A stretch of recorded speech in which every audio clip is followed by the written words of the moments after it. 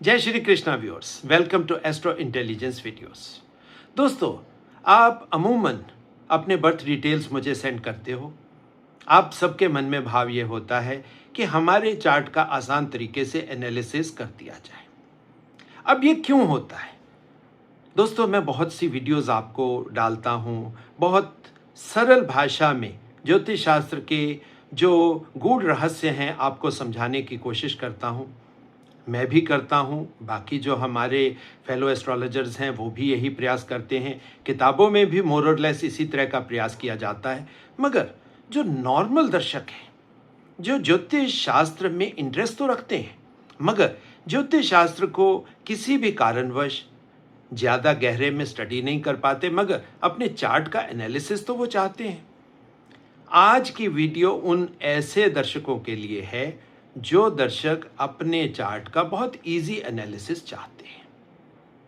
ज्योतिष शास्त्र में एक स्पेशल फीचर कह लीजिए या एक स्पेशल चैप्टर है जिसका नाम है सर्व अष्टक वर्ग। जैसे आप स्क्रीन में दूसरे हैंड पर देख रहे हैं, ऊपर लिखा हुआ है SAV, सर्व अष्टक वर्ग।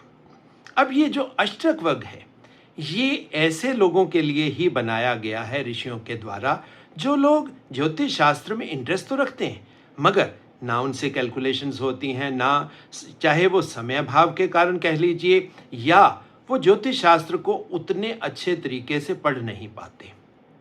सो ऐसे लोगों के लिए सर्वाष्टक वर्ग बहुत ही हेल्पफुल टूल है। इसमें क्या है कि हर भाव के पॉइंट्स दिए जाते हैं, हर ग्रह किस भाव में कितने पॉइंट स्कोर कर रहा है वो बताया जाता है, और सबका इकट्ठा करके हम उसको जब कैलकुलेट करके सब भावों के अलग अलग, तो उसको हम कहते हैं सर्व अष्टक वर्ग। यानी कि 8 तरीके से डिफरेंट तरह के पॉइंट्स या बिंदु देने के बाद जो कैलकुलेशन निकलती है, यानी कि एक भाव में कितना स्कोर आया। आप देखोगे कोई भी आप ये जो हॉरोस्कोप्स के आप मतलब डाउनलोड करते हैं सॉफ्टवेयर्स, हर सॉफ्टवेयर के अंदर 2-3 चीज़ें कंपलसरी डाली हुई होती हैं, जिसमें आपका लग्न चार्ट, आपका नवमांश चार्ट और ये सर्व अष्टक वर्ग। सर्व अष्टक वर्ग के पॉइंट्स या वो टेबल वो हमेशा बनाया हुआ होता है। आपको समझाने के लिए आज मैंने पेपर पर आपके सामने जैसे रखा है कि ये सर्व अष्टक वर्ग है। 12 के 12 भावों में कुछ पॉइंट्स दिए जाते हैं। आप उन बिंदुओं को कैलकुलेट करना चाहते हो तो उसमें क्या है, पद्धति है भिन्न अष्टक वर्ग, यानी कि सभी भावों में कौन सा प्लैनेट कितने बिंदु अर्जित कर रहा है या कितने पॉइंट स्कोर कर रहा है, आप अलग अलग भी देख सकते हो। और जब इनको हम कंपाइल करके इकट्ठे कर देते हैं तो ये सर्व अष्टक वर्ग बन जाता है। अब जैसे चार्ट पर आप देख रहे हो, प्रथम भाव में 27 बिंदु यानी कि 27 पॉइंट्स आ रहे हैं, सेकंड हाउस में 21 है, थर्ड हाउस में 27 है। इसी तरीके से आप देख सकते हो।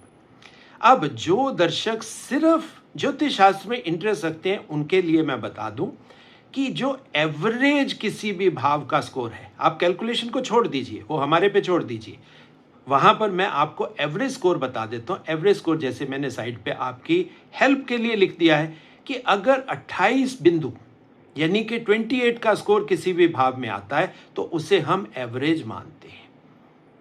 किसी भी भाव में 27 से अगर कम बिंदु अर्जित हो रहे हैं तो आप समझ लीजिए कि वो भाव कंपैरेटिवली कमजोर भाव है। आप देखिए कितना आसानी से प्रेडिक्शन यानी फलादेश हो जाता है कि कौन सा भाव आपके चार्ट में स्ट्रांग है। अब जैसे लग्न में 27 है, एवरेज कितनी होनी चाहिए, 28 की, तो हम कह सकते हैं कि ये जातक कमजोर लग्न वाला जातक है। सेकेंड हाउस जो मनी फैमिली का हाउस होता है, उसमें 21 पॉइंट्स हैं, काफी कम स्कोर है। सो फैमिली से थोड़ी उदासीनता कह सकते हैं। फैमिली का पैसा दोस्तों कौन सा होता है, वो होता है जो पेरेंट से मिलेगा, उनका अपना नहीं, उनके जो पेरेंट से मिलेगा, यानी जो पेरेंटल फैमिली है, हम वहां पर उस पैसे को देखते हैं। अब आप देखिए 21 का स्कोर है तो आप कह सकते हो कि ये जातक स्टार्टिंग में अपने लिए, यानी जो फैमिली से उसे सामर्थ्य मिला, ऐश्वर्य मिला, पैसा मिला, वो कंपैरेटिवली कम था। इसी तरीके से आप देख सकते हो 4th हाउस में 26 है। जीवन जैसा भी होगा इस जातक का, मगर सुख स्थान में 26 होने की वजह से हम कहेंगे कि घर में या मन में सुख तो कम होगा। अब आप देखिए, सिंपल बिंदुओं को ही अगर आप उस 28 के स्कोर के साथ मैच करोगे तो आपको क्लियरली समझ में आएगा कि ये प्रेडिक्शन कितनी आसान हो जाती है। अब दर्शकों, थोड़ा सा हम आगे चलते हैं। ये अब आप समझ गए कि किस भाव में कितने बिंदु हैं, तो वो भाव मजबूत भाव माना जाएगा। अब जैसे आप देख सकते हो 9th हाउस जो भाग्य का स्थान है, धर्म का स्थान है, वहां पर 35 का स्कोर है। 10th हाउस जो कर्म का स्थान है, वहां भी 35 का स्कोर है। 6th हाउस में भी 33 का स्कोर है। तो ये जो जातक है, आप कह सकते हो कि जिन भावों में स्कोर ज्यादा होगा वो भाव उस जातक के जीवन में ज्यादा प्रभाव दिखाएंगे। सिंपल है ना। चलिए अब थोड़ा सा हम इसको आगे बढ़ाते हैं। ज्योतिष शास्त्र में या जीवन के, आप सब क्योंकि हिंदू धर्म के साथ, हमारे सनातन धर्म के साथ, हमारे वैदिक धर्म के साथ आप जुड़े हुए हो, तो आप जानते हो कि जीवन में वैदिक ग्रंथों में 4 पुरुषार्थ बताए गए हैं और उन्हीं 4 पुरुषार्थों को कहीं ना कहीं कमोवेश हमने ज्योतिष शास्त्र में भी डाल दिया है। और वो 4 पुरुषार्थ कौन से होते हैं? वो होते हैं धर्म, अर्थ, काम और मोक्ष। अब दोस्तों आप देखिए, ज्योतिष शास्त्र में जो हमारी कुंडली है उसमें 12 भाव होते हैं। अब 12 भाव को अगर हम 4 पुरुषार्थों में डिवाइड करेंगे तो कितने भाव एक में आएंगे? 3। अब इसी को ज्योतिष शास्त्र में त्रिकोण के नाम से बोला गया। धर्म, अर्थ, काम और मोक्ष, ये 4 पुरुषार्थ होते हैं और ये 4 ही त्रिकोण बन गए। धर्म का त्रिकोण, अर्थ का त्रिकोण, काम या कर्म का त्रिकोण और मोक्ष का त्रिकोण। अब इसमें डिफरेंट भावों को इसमें स्थान दे दिया गया। अब धर्म में हम कौन से लेते हैं? हम इसमें 1, 5, 9। अर्थ में हम लेते हैं 2, 6, 10। काम या कर्म में लेते हैं 3, 7, 11। और मोक्ष त्रिकोण में हम कैलकुलेट करते हैं 4, 8 एंड 12। आसान है ना दर्शकों? ये कैलकुलेशन आप कर सकते हो। अब इसके साथ ही आप देखोगे ये जो DAKM, ये वही है धर्म, अर्थ, काम और मोक्ष। अब इसके साथ मैंने कुछ आपको आसान करने के लिए थोड़ा सा समझाया। अब क्या है, शास्त्रों में जब हम अष्टक वर्ग पढ़ते हैं तो उसमें इन त्रिकोणों को थोड़ा सा डिफरेंट तरीके से बोला गया, यानी कि नॉमेनक्लेचर हम कह सकते हैं कि अलग तरीके से समझाया गया। धर्म के त्रिकोण को उन्होंने कहा कि ये बंधु त्रिकोण है। बंधु का मतलब क्या होता है? दोस्त, सखा, फ्रेंड। तभी आप देखो बंधु और धर्म के बीच में मैंने क्या वर्ड डाला? एफ का मतलब है फ्रेंड। क्योंकि बहुत से लोग हिंदी या जो संस्कृत के वर्ड्स आते हैं उससे ज़्यादा अच्छे तरीके से नहीं समझ पाते, क्योंकि आजकल इंग्लिश कॉमन यूज़ की लैंग्वेज बन गई है। सो उन्हीं दर्शकों के लिए जो इंग्लिश को आसानी से समझते हैं कि धर्म त्रिकोण को आप फ्रेंड त्रिकोण भी कह सकते हो। जब फ्रेंड त्रिकोण की बात आती है तो साथ में हम कहेंगे कि ये एक्चुअल में बंधु त्रिकोण है। क्या है? ये बंधु त्रिकोण है। तो बंधु त्रिकोण।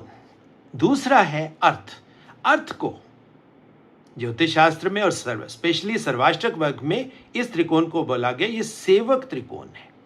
अब सेवक त्रिकोण का मीनिंग आप क्लियरली समझ सकते हो कि सेवक त्रिकोण का मीनिंग क्या होता है। कि सेवक का मतलब सेवा करने वाला, सेवा देने वाला, सर्विस देने वाला इंसान। इसको हम अर्थ को अगर हम इंग्लिश में कहेंगे तो हम मनी के साथ ले सकते हैं।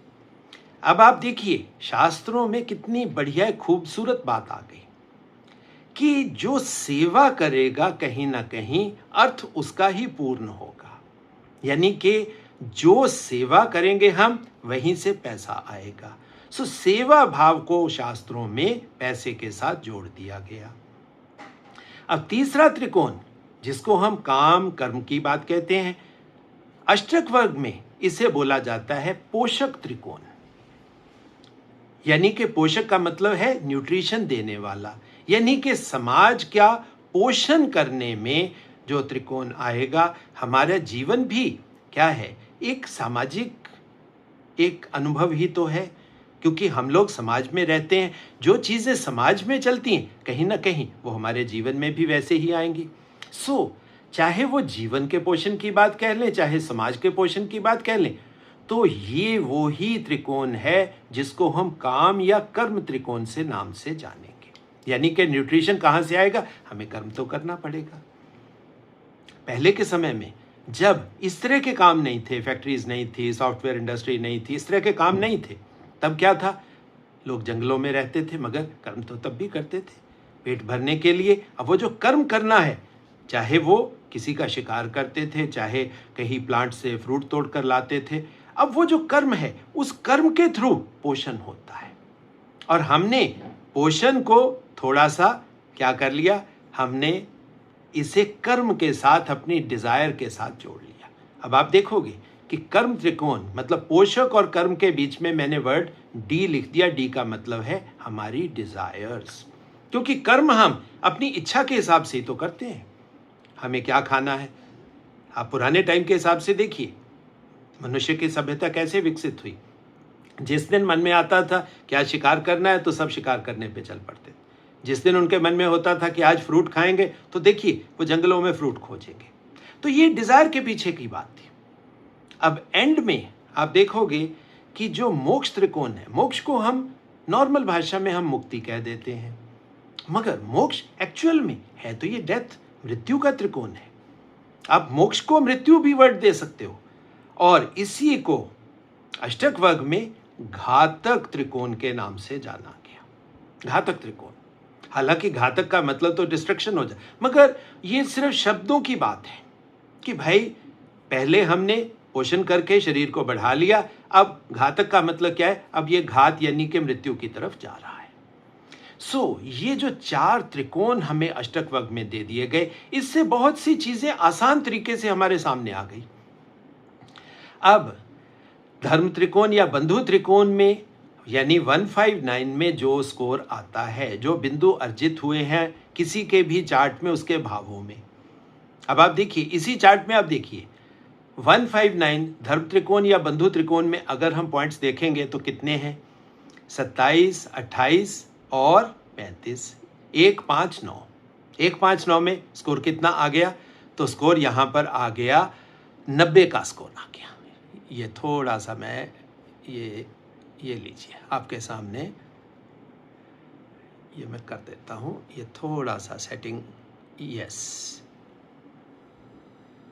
तो 90 का स्कोर आपके सामने आ गया, राइट।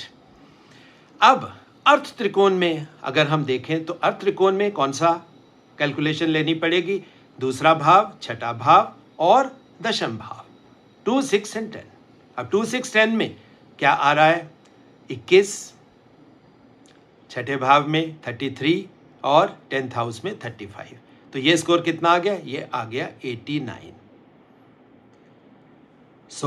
धर्म त्रिकोण में 90 बिंदु, अर्थ त्रिकोण यानी कि सेवक त्रिकोण में 87 बिंदु। अब काम या कर्म या पोषक त्रिकोण में कितना स्कोर आया, 3, 7 और 11 भाव।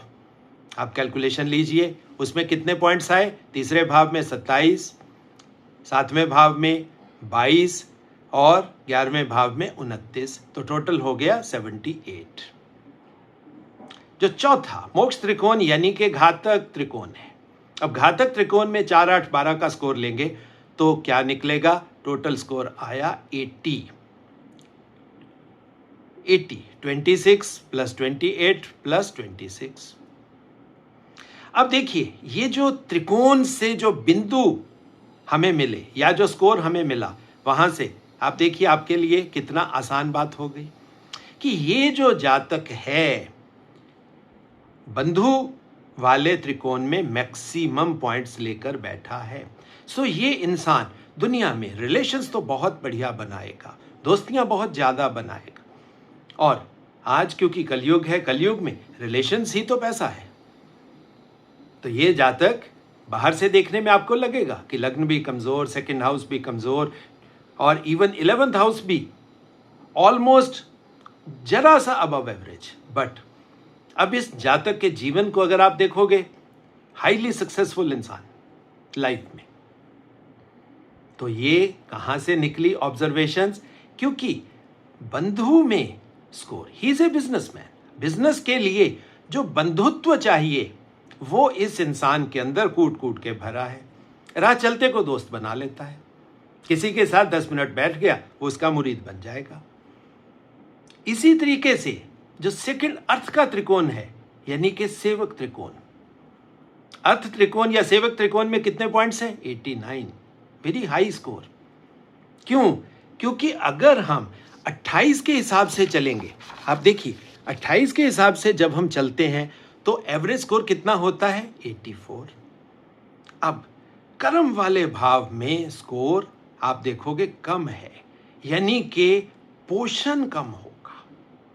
पोषण का मतलब क्या है? न्यूट्रिशन कम आए।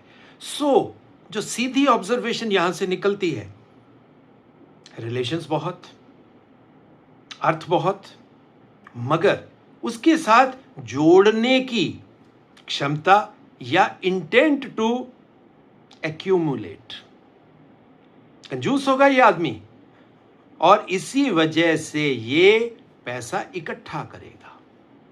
तो ये पैसा इकट्ठा करने वाले इंसान का चार्ट है। भरपूर पैसा ये इंसान अपने जीवन में इकट्ठा कर जाएगा। अब आप चौथा त्रिकोण देखिए, मोक्ष त्रिकोण, घातक त्रिकोण 80। तो आप सीधा सीधा कह सकते हो आखिरी क्षण, ओल्ड एज, वहां पर एवरेज से कम स्कोर है। तो despite achieving a good health, good wealth, good Fortune in this life, ये आदमी अपने ओल्ड एज में स्ट्रगल करेगा, इसको वो प्लेजर नहीं मिलने वाला। अब आप देखिए कितने आसान तरीके से हमने बिना प्लैनेट्स को देखे, बिना नक्षत्रों को देखे, हमने सिंपल तरीके से प्रेडिक्शन बना ली। अब दोस्तों अष्टक वर्ग से हम कुछ और आसान तरीके भी अपना सकते हैं। किसी इंसान के जीवन में कैसा घटित होगा वो प्रेडिक्शन बहुत आसान तरीके से इस पॉइंट सिस्टम से आ जाती है। अगर फर्स्ट हाउस और सिक्स्थ हाउस का ले ले तो इसको हम एक तरीके से ये हेल्थ का एक्सेस मानते हैं, किस इंसान को जीवन में कितनी बीमारियां आएंगी। अब जैसे मैंने लेफ्ट हैंड पे पेपर पे लिखा है, डिजीजेस के लिए हम 1 और 6 के पॉइंट्स देखेंगे। अब फर्स्ट हाउस में है 27 पॉइंट्स, सिक्स्थ हाउस में 33 पॉइंट्स। तो आप कह सकते हो कि एक्यूट बीमारियां, छोटी छोटी फिजिकल बीमारियां इस जातक को आएंगी, मेंटल परेशानियां इस जातक को आएंगी। क्यों? क्योंकि सिक्स्थ हाउस में पॉइंट्स ज्यादा हैं।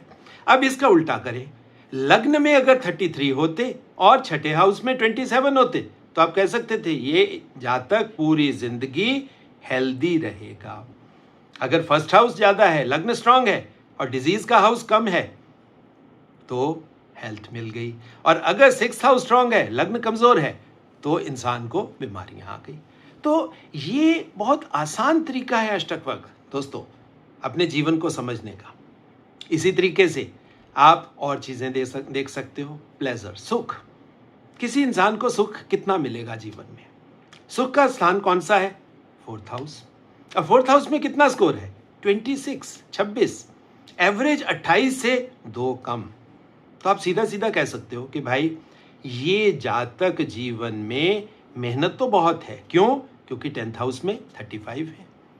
सो ये जातक जीवन में कर्म को ही प्रधानता देगा, मेहनत को ज्यादा प्रधानता देगा, कर्म ज्यादा करेगा। हालांकि कर्म से पोषण कितना मिलेगा वो हम पहले देख चुके हैं कि पोषण नहीं मिलने वाला, और यही एक चीज है, पोषण ही तो फोर्थ हाउस का प्लेजर है। तो प्लेजर कम मिलेगा, सुख कम मिलेगा, पोषण कम मिलेगा। देखिए कितने आसान तरीके से प्रेडिक्शन हो जाती है जब हम अष्टक वर्ग को समझते हैं। इसी तरीके से किसी इंसान को क्या भाग्य से कुछ मिलेगा? तो भाग्य के लिए हम कौन से एक्सिस को यूज करेंगे? लग्न और 9th हाउस। अगर लग्न का स्कोर धर्म के भाव और डेस्टिनी के भाव से ज्यादा है तो हम कह सकते हैं कि भाई इस इंसान को जीवन में पुरुषार्थ से ही चलना होगा। और अगर इस जैसे जातक के जिसके 35 स्कोर उसके 9th हाउस में है तो इसको भाग्य से बहुत कुछ मिल जाएगा। लग्न चाहे कमजोर हो मगर भाग्य से ये जातक अपने जीवन में बहुत कुछ अर्जित कर जाएगा या पीछे से जो भाग्य की चीजें हैं उसे इस जीवन में मिल जाएंगी। पीछे से का मतलब क्या हुआ? किसी भी इंसान को प्रारब्ध से कह लीजिए, पेरेंट से कह लीजिए, तो वो चीजें भी इस जातक को मिल जाएंगी। इसी तरीके से किसी इंसान को कर्म से और कर्म का फल, अब ये क्वेश्चन आप सब देखो बार बार पूछते हो कि क्या कर्म करने के बाद कर्म का फल उतना ही मिलेगा? तो यहां पर आप उसी पॉइंट सिस्टम से अष्टक वर्ग से ही देखिए, आपको समझ आएगी बात। उसके लिए आपको 10th और 11th ये दोनों चीजें आपको इकट्ठी देखनी है। जब 10th और 11th को आप इकट्ठा करके देखो, क्योंकि 10th आपका कर्म भाव और 11th आपकी इच्छा पूर्ति का भाव, तो अगर कर्म भाव का स्कोर ज्यादा है तो कर्म ज्यादा पड़ेगा और उससे इच्छा पूर्ति, पैसा चाहे आएगा मगर इच्छा पूर्ति पूरी नहीं होगी। यानी कि एक है, अगर ये जातक जीवन में 50 करोड़ अर्जित कर लेगा तो उसके मन में ये रहेगा कि भाई कैपेबिलिटी मेरी 100 करोड़ की थी, तो उसके मन में ये भाव रहेगा कि मैं उतना अर्जित नहीं कर पाया, इच्छा पूर्ति नहीं हो रही इस जातक की। यह बात बिल्कुल कंफर्म है। अच्छा, और क्लियर कट आप ये देख सकते हो कि क्या ये जीवन में मुक्ति का कोई रास्ता खुल रहा है कि नहीं खुल रहा? तो आप सीधा सीधा आंसर कर सकते हो कि भाई 4 8 12 में जब है ही नहीं, पॉइंट्स ही नहीं है, सारे ही मतलब 4 8 12 का त्रिकोण एक तरीके से हम कह सकते हैं कि खाली त्रिकोण है, यानी कि मोक्ष या मुक्ति तो ये तो नहीं मिल रही। बट एक बात है, क्योंकि ये जातक का चार्ट अब आप क्लियरली देख सकते हो, कर्म प्रधान, समाज के प्रति चलने वाला, और क्योंकि सेजिटेरियस लग्न है, अब सेजिटेरियस लग्न की वजह से वो जो जुपिटेरियन फ्लेवर, चैरिटी करने वाला फ्लेवर इस जातक के जीवन में आ जाएगा, वो कहीं ना कहीं इसको, चाहे इसका फ्लेवर मुक्ति की तरफ जाने वाला नहीं है मगर वो भी एक बात आएगी कि अच्छे कर्मों का प्रभाव इसको जीवन में, ठीक है हम कह सकते हैं कि मुक्ति की तरफ या उस उन्नति की तरफ जिसको हम आध्यात्मिक उन्नति की बात कहते हैं वो नहीं होगी, मगर जीवन इस इंसान का अच्छा ही निकल जाएगा। तो देखिए दोस्तों, अष्टक वर्ग से कितने आसान तरीके से प्रेडिक्शंस निकल आई। आज की वीडियो में मैं कुछ चंद चीजें ही आपके लिए लेकर मतलब आपके सामने हाजिर हुआ हूं, क्योंकि सब्जेक्ट तो ये बहुत डिटेल है। इस सब्जेक्ट में अष्टक वर्ग के थ्रू ही हम कहीं ना कहीं हम कह सकते हैं कि 90 to 95% प्रेडिक्शंस तो हम कर सकते हैं, प्रोवाइडेड हम उसको सही तरीके से देखें। अब थोड़ा सा इसके अंदर अगर जाना हो, अब जैसे लग्न में 27 पॉइंट्स हैं, तो आप ये देख सकते हो कि कौन कौन से ग्रह ने कितने पॉइंट्स लग्न में दिए, कितने बिंदु दिए। वहां से आप देख सकते हो कि भाई इस इंसान की सेहत, इसका शरीर किन प्लैनेट्स के इन्फ्लुएंस की वजह से आया। कर्म स्थान में अगर 35 हैं तो कर्म स्थान में क्या शनि ने दिए, क्या शुक्र ने दिए, क्या जुपिटर ने दिए, कितने कितने पॉइंट्स दिए। आपके लिए देखिए प्रेडिक्शन कितनी आसान हो गई। अब आपको ज्यादा डिटेल में जाके पढ़ने की जरूरत नहीं है, वहीं से आप सीधा सीधा समझ सकते हो कि इस जातक के जीवन में कौन से प्लेनेट का प्रभाव ज्यादा है। अब जो प्लेनेट बिंदुओं में प्रभाव ज्यादा दिखा रहा है तो दशा पीरियड में भी तो दिखाएगा। अब आप सीधा सीधा समझ सकोगे कि वो ग्रह उस जातक के जीवन में अच्छा प्रभाव डालेंगे, वो चाहे किसी भाव की बात आ जाए और चाहे दशा की बात आ जाए। सो दर्शकों देखो कितने आसान तरीके से, ज्योतिष मुश्किल नहीं है, आसान है मगर समझना पड़ेगा आपको। तो बस आज के वीडियो में मैं अपनी वाणी को अब विराम देने वाले उसमें चला गया हूँ, क्योंकि वाणी को विराम देना भी बहुत ज़रूरी है, क्योंकि कुछ दर्शक कहते रहते हैं कि सर आपकी वीडियोस लंबी हो जाती हैं। सो वीडियो मैं लंबी नहीं कर रहा हूँ, यहीं पर वाणी को विराम दे रहा हूँ। बाकी जो निवेदन हर वीडियो के अंत में मैं आपसे करता हूँ कि एस्ट्रो इंटेलिजेंस आपका अपना चैनल है, वैदिक ज्योतिष के ज्ञान का चैनल है। इसमें सिर्फ और सिर्फ वैदिक तरीके से ज्योतिष को बताया जाता है, कहीं किसी प्रपंच की बात नहीं की जाती, किसी को डराने का खेल नहीं किया जाता। तो इस चैनल को निवेदन है कि ज़्यादा से ज़्यादा आपका प्यार चाहिए, ज़्यादा से ज़्यादा लाइक करें, शेयर करें, सब्सक्राइब करें, बेल आइकन भी दबाएं। ज्ञान की गंगा को घर घर तक पहुंचने में आपका सहयोग मुझे चाहिए। बाकी जो दर्शक अपने चार्ट एनालाइज करवाना चाहते हैं, उन सभी के लिए मेरा एक ही फ़ोन नंबर है, दैट इज़ 9881164480। उसी के माध्यम से आप मुझसे संपर्क स्थापित कर सकते हो। बाकी इसी तरह की अगली अच्छी ज्ञानवर्धक वीडियो आने तक आप सबको बहुत बहुत प्यार, बहुत बहुत आशीर्वाद।